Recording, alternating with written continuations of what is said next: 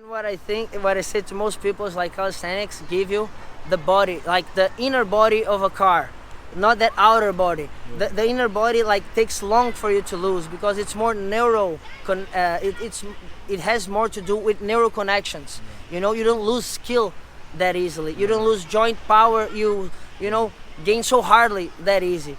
Muscle come and go rather easily. So you work first on your chassis, like the inner part, and then you can top up with whichever you think you're lacking. The training improved my life as a whole.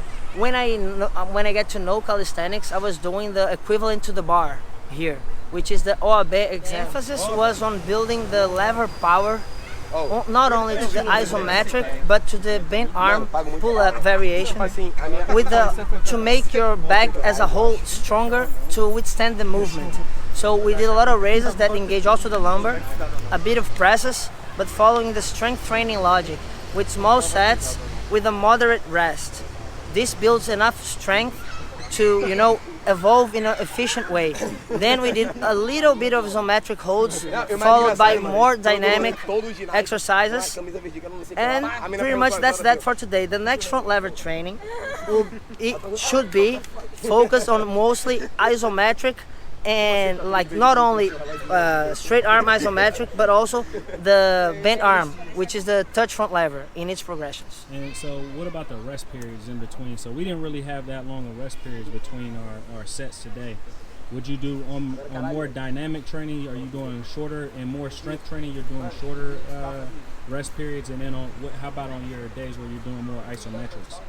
When we're focusing on building isometric power, we should give bigger rests because you gotta engage a big chain of power, right? All the muscles should be engaged, and this consumes a lot of power. So probably at the beginning you won't be able to withstand the full line for long periods of time, but it's important even for your neural connections to do it.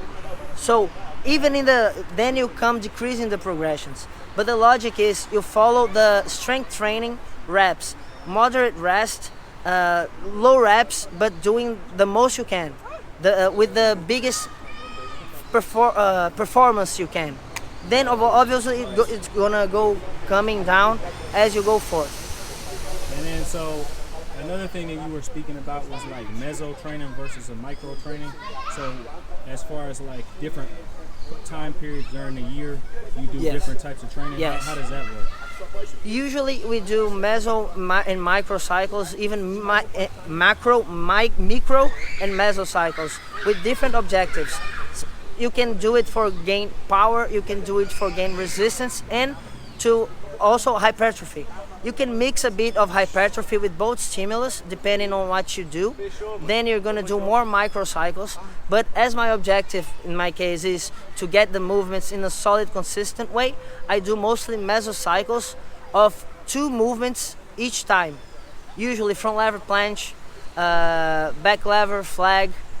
The best logic is to follow 2 because you got so many progressions that activate the whole, that you should focus to also get the skill amidst develop the strength to do the full movement. And another thing that I think is impressive about you in terms of, there's a lot of people who train maybe specifically to gain mass or specifically to gain to get cut or to gain physique, but you have a combination of both in terms of you have good size, you're lean, you have a good physique, but then you're also incorporating strength training as well. I mean, you're also incorporating the skill training as well. Yes. So what would you say that your overall training philosophy is to, have such a complete training package? And on top of that, you work on a lot of yoga and mobility and stuff too.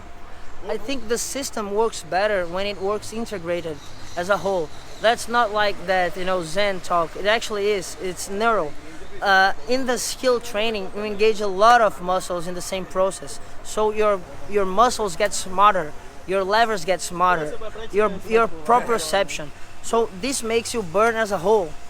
This gets you leaner and stronger. And this kind of exercises actually make you do in the full range of motion. Are to be made in full ROM. So this makes you have this gets you the lean muscle development in opposition to the those the type of muscle you get mostly doing hypertrophy, which is usually a sore muscle, not a sore, but a shortened muscle. That's what I meant. Yeah, a shortened muscle that robs your strength. You get a lot more power when your muscle is flexible. The blood flows to every insertion, and it also makes your joints feel like makes you feel your joints are way healthier as they usually get. I think that's like one of the main aspects of calisthenics people don't understand is that your joints take a beating. So you have to make sure that you're doing the correct progressions in order to strengthen your joints. You can't just go from not being able to do a movement to trying to do the movement right away with bad form, because not only are you going to do the movement with bad form, but you're also going to fuck up your joints at the same time. And what I say to most people is like calisthenics give you the body, like the inner body of a car, not that outer body. Yeah. The inner body like takes long for you to lose because it's more it has more to do with neural connections. Yeah. You know, you don't lose skill that easily. You don't lose joint power. You know, gain so hardly that easy. Yeah. Muscle come and go rather easily. Yeah. So you work first on your chassis, like the inner part, and then you can, top up with whichever you think you're lacking, you know. And then one more thing before we cut out, you're like a high, I would say like a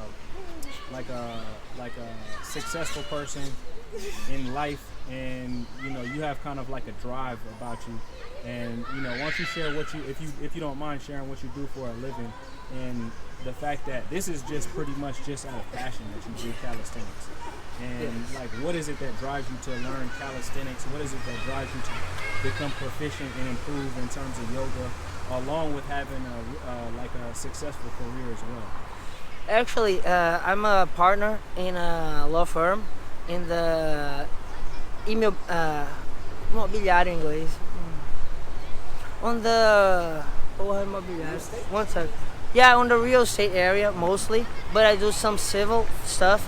We only don't do criminal but it's a rather big firm. The thing is, the training improved my life as a whole.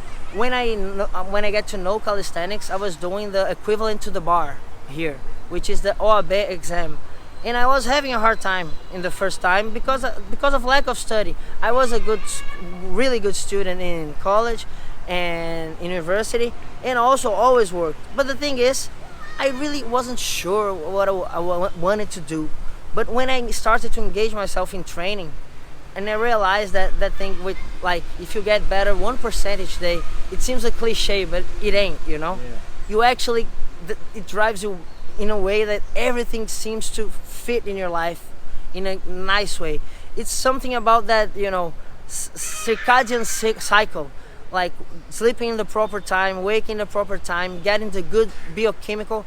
That seems like some cliche talk, but it ain't, It changes lives. Yeah, and on top of that, 1% each day, people don't realize how much 1% each day. If you really want to improve like 0.001% each day, because if you improve 1% each day, you're going to improve 365% over the year, which is an amazing transformation. Yeah. For somebody like yourself who's already doing extremely well in all areas of life, 365% is a huge It's number. a huge, so yes. For somebody like yourself, 0.001 yes. each day is a huge. The percentage really the percentage of evolution really comes down, and you get some plateaus eventually. Yeah, but you still keep going. And then another thing is like you just have to, by breaking it down into saying 0.001 each day, you have to acknowledge like your micro victories. Like you're just getting a little bit better every day, but you have to acknowledge that those tiny little victories. Maybe you holding your planche for like 0.3 seconds longer than you did last week. Each second, it's like worth fireworks, man. Yeah, each second, Yeah, exactly. But anyways, man, I appreciate the knowledge as always, and I appreciate, man. He put me through a hellified workout today, so that was no joke.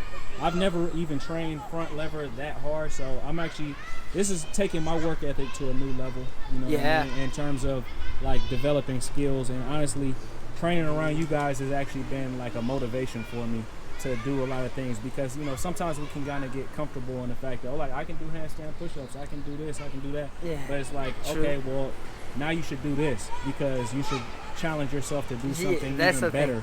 Challenge yourself to do something that's out of your comfort zone. And that also answers the drive question. It like the new objectives keep driving you. You cannot stop having new goals, big or small ones. Yeah, You and gotta on top have of that, several. You have to be around people who are high performers. So by me being around a high performer, it's making me want to perform at a higher rate. It's making me want to step my game up to the next level. By you being around high performers, around these guys, you know, you guys feed off each other's energy. Like there's so much energy here in this park today that you have no choice but to put some work in or try to push yourself or try something new or improve what you're already working on. But It's what they call virtuous cycle. Exactly. Anyways, guys, hope everybody's having a great day out there. We'll holler at you guys later. Peace. Let's rock.